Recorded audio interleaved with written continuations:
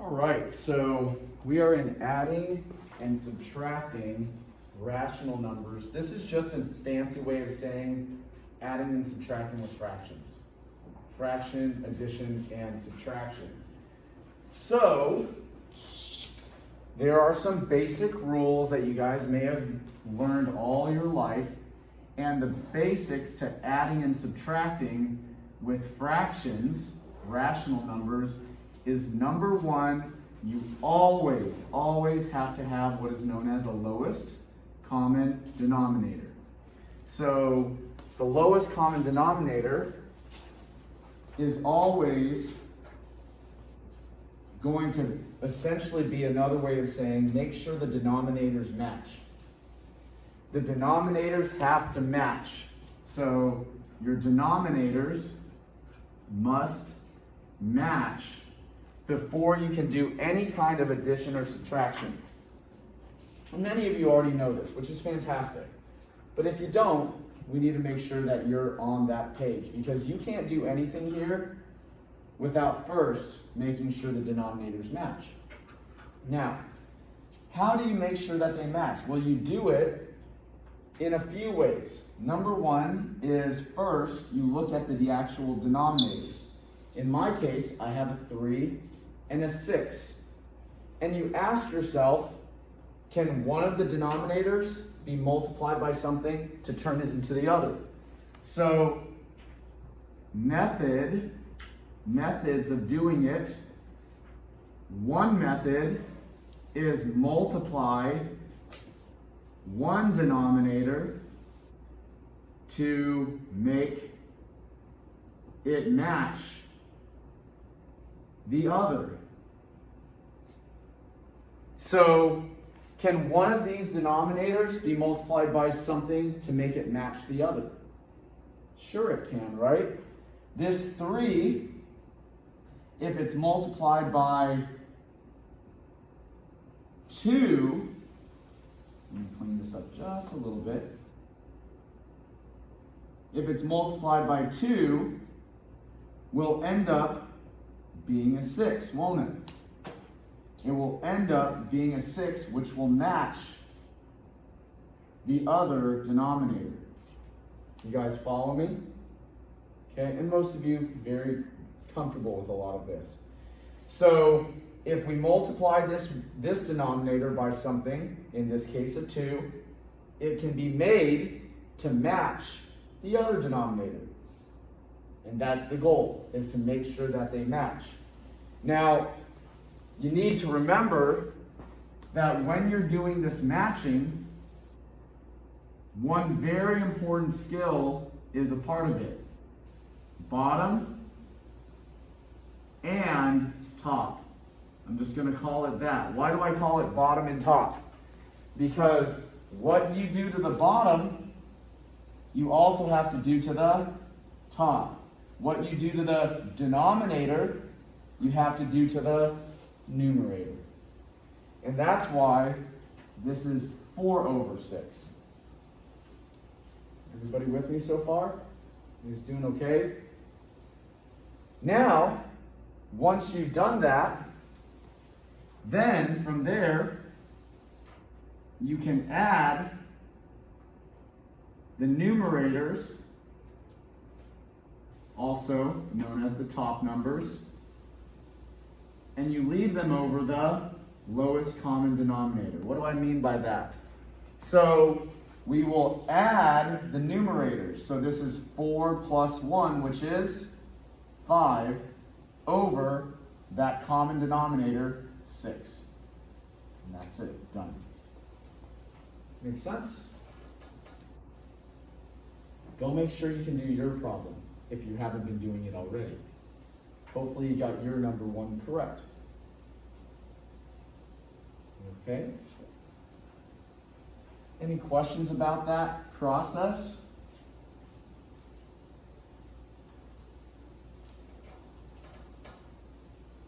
Please let me know if you have any questions. If you have your problem and you're getting the wrong answer, you want me to do it for you, let me know and I'll put it up on the board and I'll be happy to do it for you and the class to see as another example. We okay?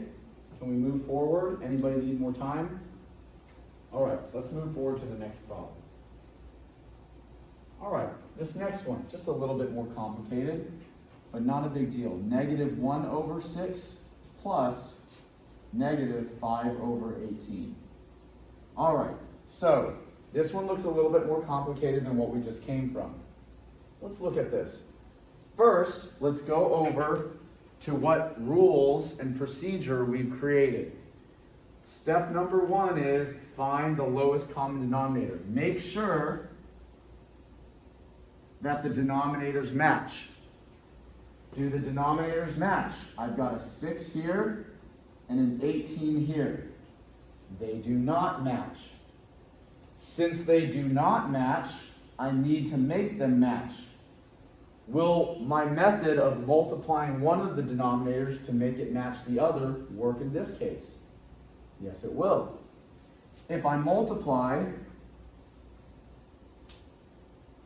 this one by 3, then it will indeed end up, I'm going to write this over here, it will indeed end up matching that other one.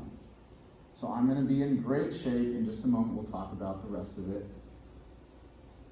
And there's obviously another way to do this. I'm going to show you in a moment. But now they match. And remember, what did we say before? What you do to the bottom, you have to do to the top. So since I multiplied the denominator of the first fraction by 3 to make it match and become common with the other one, then I must do that to the numerator as well. 1 times 3 is 3. You guys with me so far? Any questions? We okay? Now, let's open up parentheses like we did in our previous homework assignments. So this would be negative 3 over 18 minus 5 over 18. Isn't that true? Because a plus sign and a minus sign become a minus sign, right? We did that in our previous one. This part is no big deal. You did that in any other problem like from your last homework. Now, let's take a look at this part. I want to throw out an extra note here, and this is a side note, okay? This side note says that if I have some negative number negative fraction where the sign is right out in front, that sign can be exactly out in front, or it can be put on top, or it can be put in the denominator. But what can it not be? It can't be in both. Don't do that, because that would make it positive, right? 2 negatives divided would make a positive. So this is my little rule over here. And the reason why I give you this rule is because in order to finish the problem, I'm going to need to rewrite this as negative 3 minus 5 all over 18. Look at what I did there. Negative 3 minus 5 all over 18. What did I do? I moved those signs that were right out in front to the top so that I can add and subtract the numerators on top. You may have been confused in the past of where do I put them? Where do they go? Well, now you know. So both the signs, the negative sign here goes to the 3 and to the 5. So now what is that? That's going to be, what's negative 3 minus 5? Negative 8 over 18. We're not quite done yet. There's one more step, and that is to simplify if you can. Now the previous problem, we didn't have to because there was nothing that 5 and 6 could be simplified by. But in this one, negative 8 over 18, we can divide both of those by 2. If we divide negative 8 by 2 and 18 by 2, we get negative 4 over 9, and that is the fully simplified answer. Okay? Everybody got that? Now, quick note, could you have, and this is what I wanted to talk about earlier, could you have opened up these parentheses earlier right away and changed the sign in front? Yeah, you could have. I just happen to deal with the denominator first, but you could have easily done the denominator and immediately went to a negative sign right away from the beginning. And we'll see more of that probably come up, and we'll deal with it a little bit more efficiently. Did you get your problem correct? Anybody want me to do their problem? I'm happy to do it. You just let me know. Okay?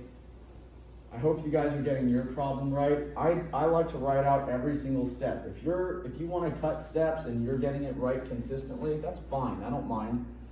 Just make sure you get the right answer. If you don't get the right answer, raise your hand, ask me the question. I'll be happy to put it on the board for you.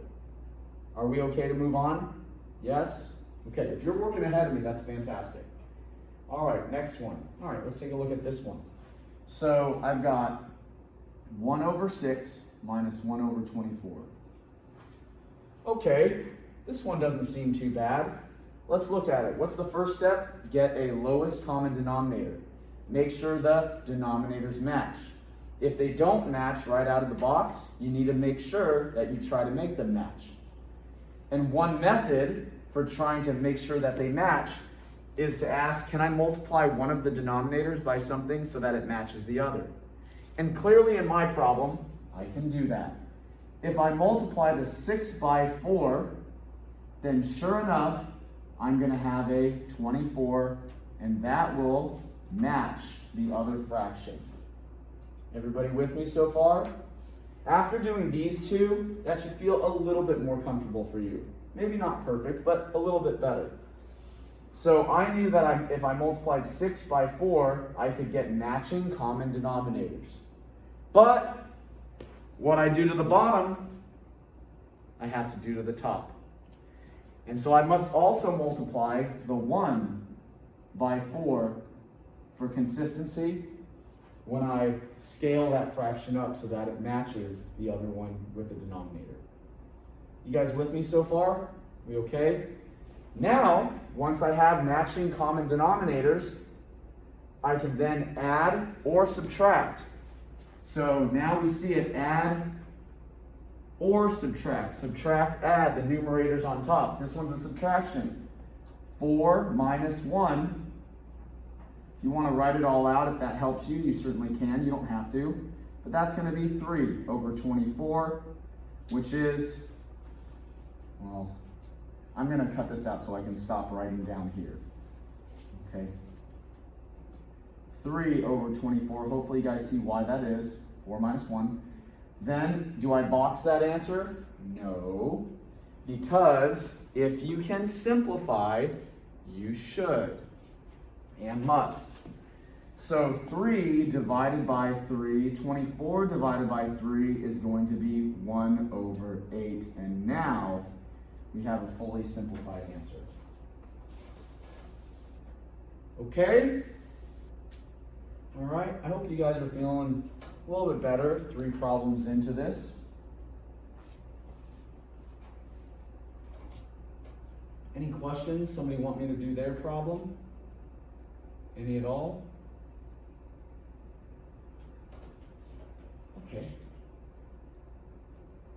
This is a good one. It's not hard, but it's a good one because it gets us into our next method.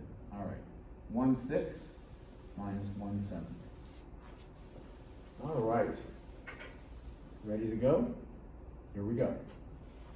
Do we have a common denominator? No. Can we multiply one of the denominators, like we did in these previous 3 problems, so that it matches the other one? No. So we need to go to another method, and that is to multiply both or all denominators to make them match, or to make a match. So what we can do is think about the lowest common multiple. That's the concept of a lowest common multiple. What do I mean by lowest common multiple? If I have 6 and I have 7, what is the smallest number that they will both go into? What's the smallest number that they'll both go into? Well, one way to figure that out is you can just multiply them side by side or next to each other and get 42. That isn't always going to be the lowest number. Another way to do it is to take multiples of the bigger number. What's 7 times 1? 7? Doesn't work. What's 7 times 2? 14. Will 6 go into 14? No. 21? No. 28? No. 35? No. 42? Yes. So we for sure know that 42 works, but there are instances when just multiplying them is not going to give you the best scenario. Okay? And when it comes up, I'm going to show it to you. Okay, but for now, yes, 42 is the lowest common denominator. It is what they have in common. It's the lowest common multiple for them. So how do I make 6 become 42? Multiply it by 7. What I do to the bottom, I have to do to the top. So that gives me 7 over 42. What does 7 have to multiply by? 6. What do I do to the bottom? I do to the top. 6 over 42. Are you guys following me? Okay.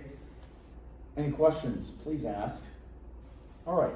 Now, 7 minus 6 is 1 over 42 because I'm now down there, and that's fully simplified. I'm done with this one. We're going to do more of these, but this is our first example of when you need to multiply both denominators by something to make them match. And I started to introduce a technique for finding what their lowest common denominator would be when it's not so easy like these previous ones. You guys with me? Any questions at all? Please ask. Do you guys have a problem of your own that you can't find the denominator for? Yes, no? Okay. I'll give you another minute to finish off whatever problem you're on, and then we'll go to the next example.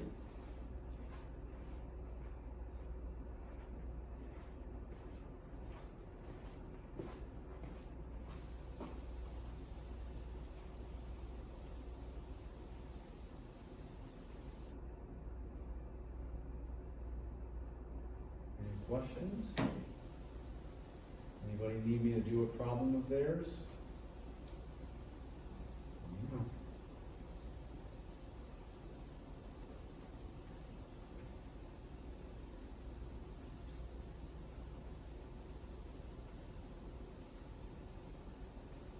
I'm going to go to the next one, if you guys are okay. Yes? Okay to move on? All right. Let's take a look at this next one. So I have 3 minus 4 over 5. Now, this is not really a hard problem, but it does require me to show you something real quick. This looks very confusing because all of the previous problems, they were given to you in a full fraction, weren't they? So I've got a whole number and a fraction, and they're asking me to do subtraction. Well, what you're always going to do is know that any whole number can be always written as a fraction over 1. So to do this problem, I'm going to rewrite the 3 as 3 over 1. Now, it's very reasonable, isn't it? In fact, this is pretty easy. So, in order to get this one started, you know that you can rewrite the 3 as 3 over 1. Okay? Now, from here, can I multiply one of the denominators to make it look like the other? Yes, I can. I do not need to multiply both like we did in the previous problem. I can multiply one of them to match the other, namely the first one. So if I multiply 1 by 5 and 3 by 5, because what I do to the bottom, I also have to do to the top, that gives me 15 over 5 minus 4 over 5, which is 11 over 5. Now, I don't know if they're okay with me writing an improper fraction, so let's just see what happens, okay? Okay, they're good with that. So you can write it as an improper fraction.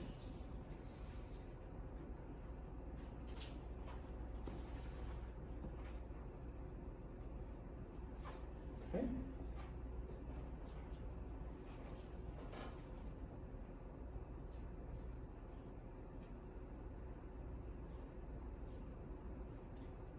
Any questions at all? Anything I can help you with?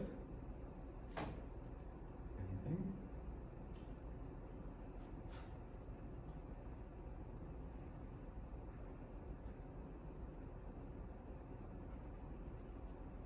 Okay?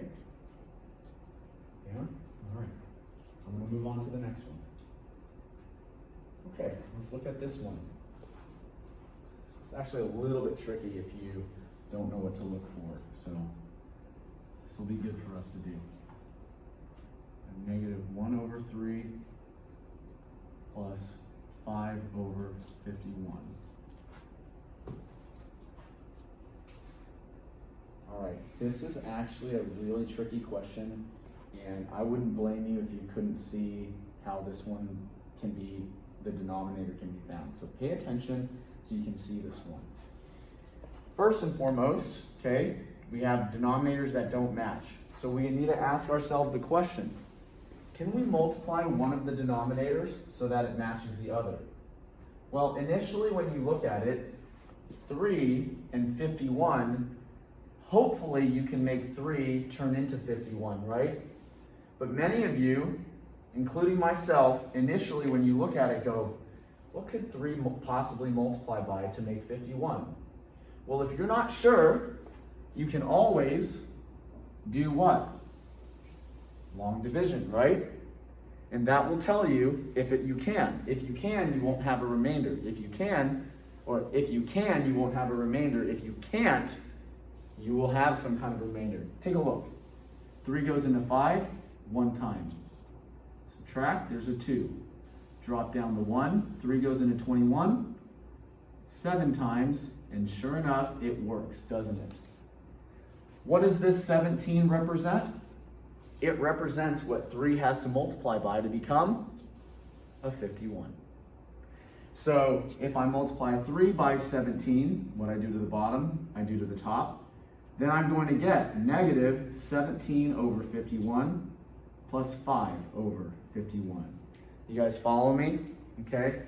Go do that for your problem. Go do that for your problem. And that's why this one is a little bit tricky, but if you can do it, it's not too big of a deal.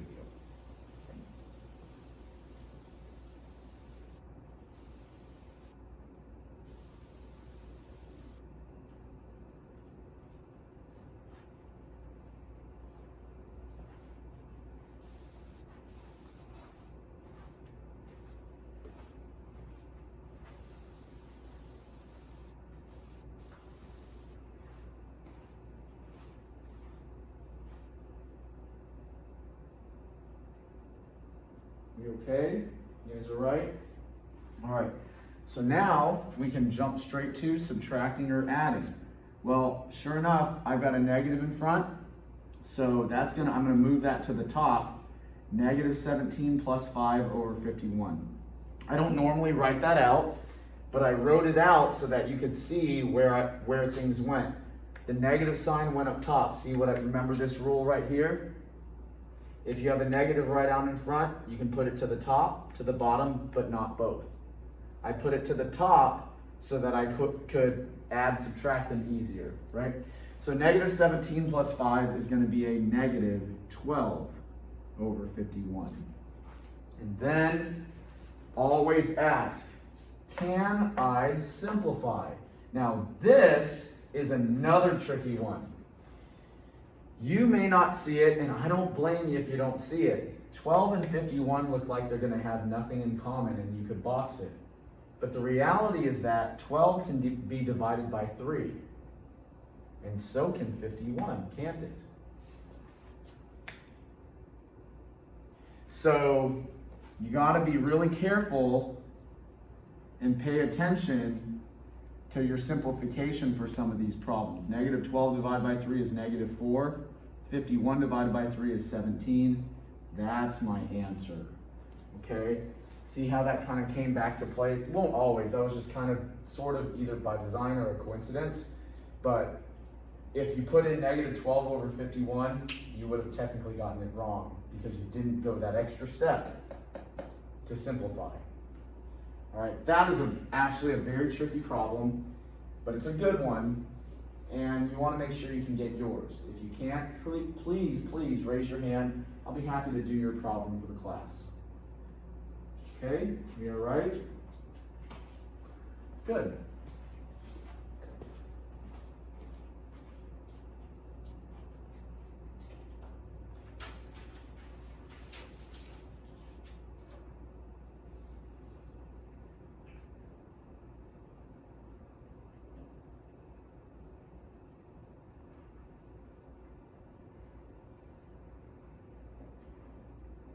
Need more time with your number 6? Need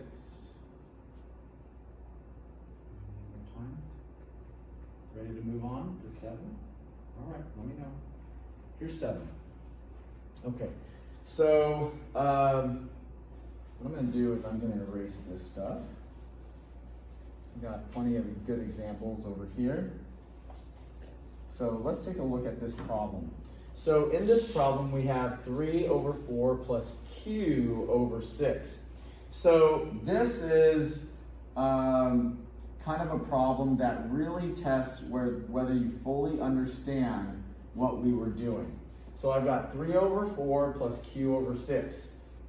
Let's understand what's going on. Let's follow our rules that we've established over the last 30 minutes.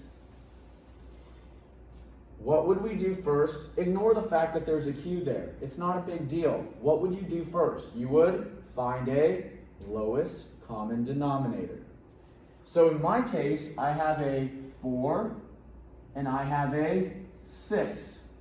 I'm trying to figure out the smallest number that they will both go into. Now, this is a great example because most people would immediately say 24, wouldn't they? But is that really the smallest one? No. If we take multiples of 6, we've got 6, 12. Will 4 go into 6? No. But will 4 go into 12? Yes. So 12 is actually the lowest common multiple. We need to turn the 4 into a 12 and the 6 into a 12. 24 is too big. Now, could you use 24? Sure. But what that's probably going to amount to is it's probably going to give you too big of a number here. Okay, it's going to be scaled up too large. So notice how in this problem, just multiplying them together, it worked out because 42 is indeed the smallest one. But if you just multiply these two together and choose 24, it's not the smallest one. 12 is the smallest one. Okay? So, with that said, what does 4 have to multiply by? 3. What I do to the bottom, I do to the top. So that's going to be 9 over 12. What does 6 have to be multiplied by? 2. What I do to the bottom, I do to the top. Look at the consistency with what we've done. So, pay attention real quick right now. Q times 2. What is that? 2q. Put the number in front. Make it a coefficient. Put the number in front. Don't do q2, 2q, 2q. And now finish off the problem. Same common denominator, 9 plus 2q. That's your answer, and this is the one. You guys follow? What would have happened if you used 24? You'd have probably, I think it probably would have been this one, and it would have been wrong. Too big, scaled up too much. Okay? Makes sense? Did you get your question correct? Hopefully. All right. Any questions about that? Anybody want me to do theirs? Okay, next. All right, let's do this next one.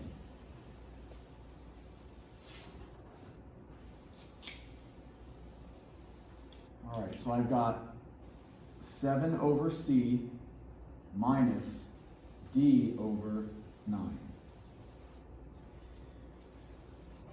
All right. Now, this is actually a tricky question as well, and what I'd like to do is make sure that you pay close attention, but we're still going to use our core skills and rules. Still going to use these foundational skills that we started the class with. We need to get a lowest common denominator. We need to make sure the denominator matches. It's the same, same, same, same, same, same, the whole theme. Now the problem with this one, which is obvious, is that I've got a C, a letter, and a 9, a number. Well, even though it looks difficult, it's actually really easy. This case, yes. What does C need to become that? Multiply by 9. What does 9 need from here? A C. Isn't that true? If I multiply C by 9 and 9 by C, I get a common denominator of 9C, right? This is actually the easiest of scenarios, even though initially it looks very complicated. So what I have here is I have 9C, 63, minus CD over 9C. Now, real quick, notice how I alphabetize them, and I put the number in front. So always alphabetize them, put the number in front. That'll be better. Then, of course, I'm done. 63 minus CD over 9C. No simplification, that's it. And you can kind of see it behind here. It's this option. Okay? Anyways, go do yours. Make sure you can get yours correct. And we'll move on.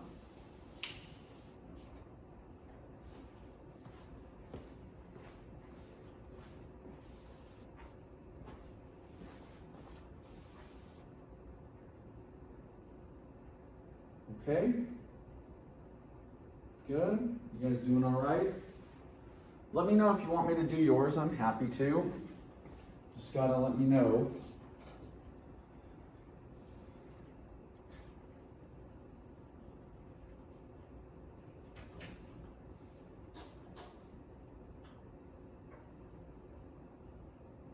Any questions? Okay. All right, can I move on? Yes? All right. All right, number 9 can be tricky as well. So I'm going to put it right in this spot, okay?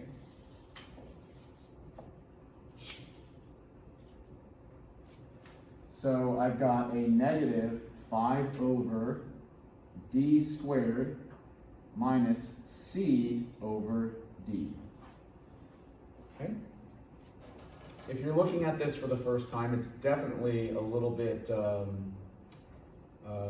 tricky looking, but once you see it, it's not hard.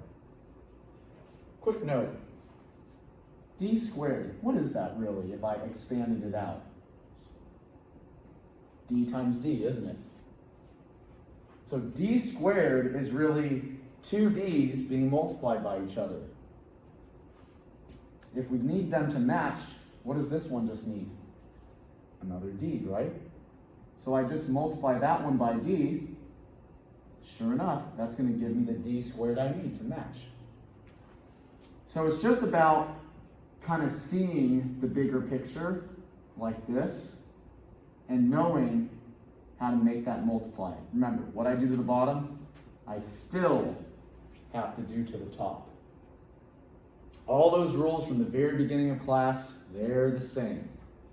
So alphabetized, CD, and now I'll put them together, negative 5 minus CD all over d squared. See how I still use my rule? I put that negative sign up, right? The negative sign up to combine them. So this negative sign went up to the 5, negative 5. The negative sign went to the CD, minus CD all over my d squared. Make sense? Okay? And that, of course, is the answer. Let's see if it's over there. Negative 5 minus CD over there. It is. This one. Kind of hard to see behind there, but there we go. You guys got yours right? You okay?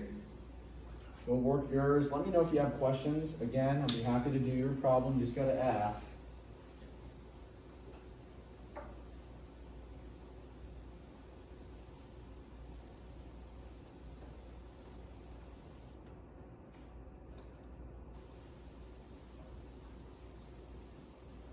We good? All right. Now this one's easy, super easy. What's anything plus or minus 0? What's anything plus or minus 0? That number? It's that number. You got it. Very good. So anything plus or minus 0 is going to be that number. I hope that's correct. Let me just type it in to make sure that that's what they were going for.